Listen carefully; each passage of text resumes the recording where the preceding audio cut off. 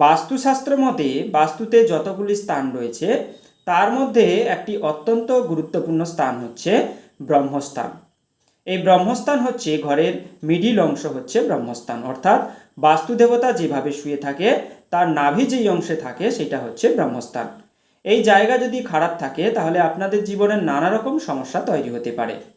এই ব্রহ্মস্থানে কোনো পিলার রাখা যাবে না, এইখানে কোনো এঁটে কাটা অর্থাৎ কোনো খাওয়া দাওয়া ওখানে যাবে না, ওইখানে কোনো নোংরা আবর্জনা ফেলা যাবে না এবং ওইখানে কোনো জুতোও রাখা যাবে না।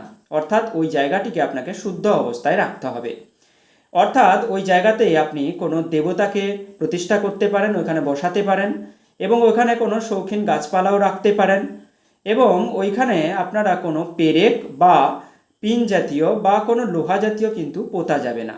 তাহলে বাস্তুদেবতার নাভি যেরকম ক্ষতিগ্রস্ত হবে তেমনভাবে এই বাস্তুতে যে ঘর মালিক রয়েছে অর্থাৎ বাস্তুর যে মালিক রয়েছে তারও সেমভাবে ওই জায়গা কিন্তু ক্ষতিগ্রস্ত হবে।